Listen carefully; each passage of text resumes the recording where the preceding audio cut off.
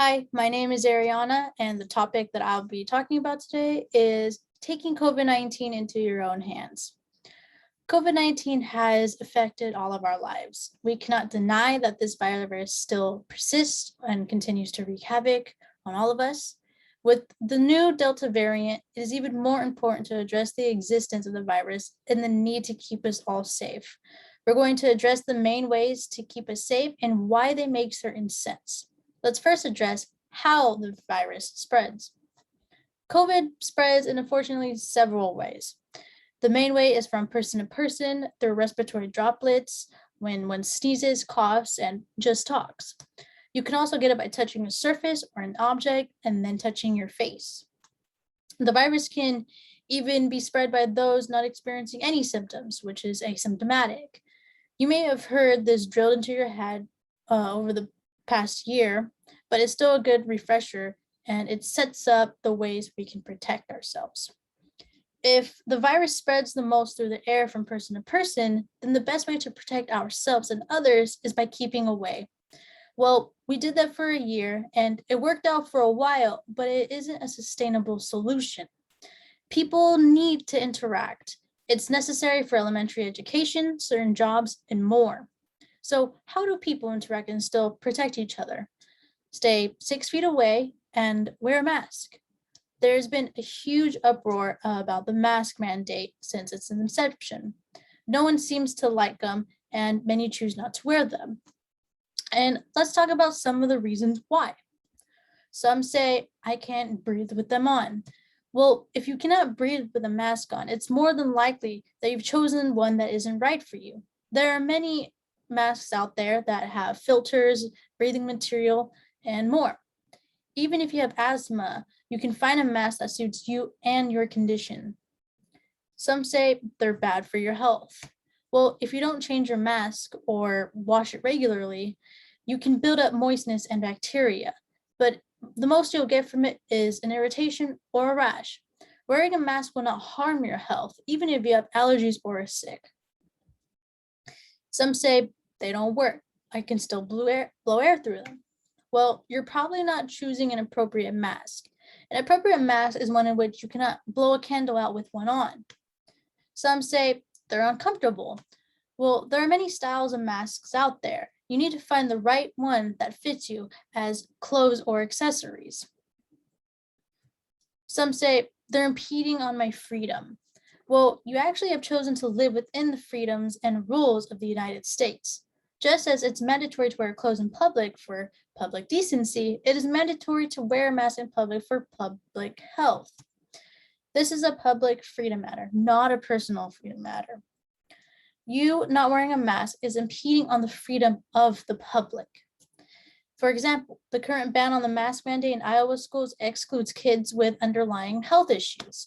Parents are faced with keeping their children home or sending their children to school and risking their health because other children aren't wearing masks. And as I stated previously, masks cannot harm your health. So there is no reason for children not to wear them. Some say they go against my religion. If it goes against your religion to wear a mask, then other steps should be taken to ensure you're protecting yourself and others, which are getting vaccinated and getting weekly tests. How do vaccines actually work? According to the CDC, vaccines work by stimulating the immune system to produce antibodies, exactly like if it would if you were exposed to a disease. After getting vaccinated, you develop immunity to that disease without getting the disease first. So why aren't people getting vaccinated? This seems to be a controversial topic, so let's address some of the reasons why people aren't getting them. Some say, I'm strong, COVID-19 isn't a real threat. Well, since August, about 2,000 people die a day in the US due to COVID, especially from the fast-spreading Delta variant. About 99% of those deaths were people who were unvaccinated, so it kind of is a real threat. Some say, I don't want to get COVID from the vaccine. Well, it's literally impossible to get COVID from any of the vaccines in the US because none of them contain at least a percent of the coronavirus. The vaccines only help us produce antibodies. Some say they're implanting us with microchips to track us.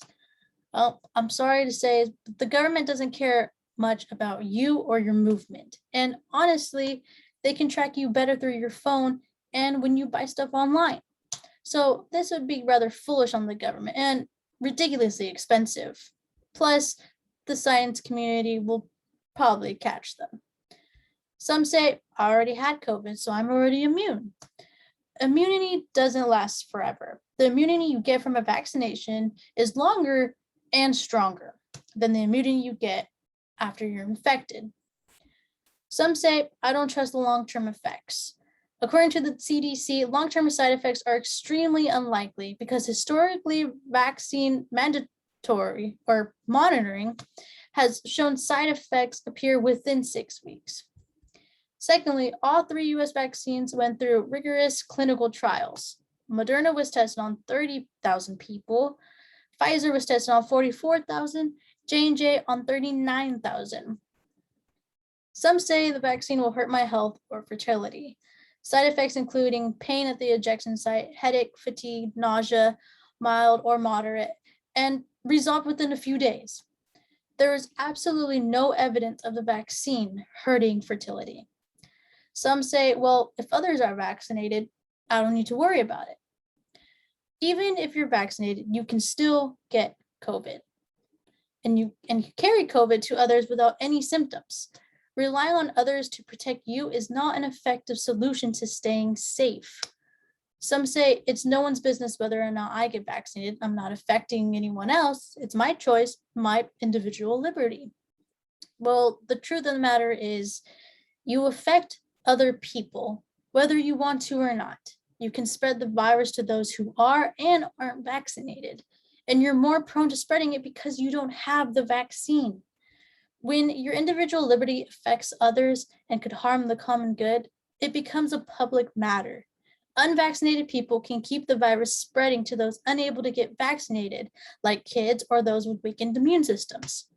And this new Delta variant is affecting children more than ever.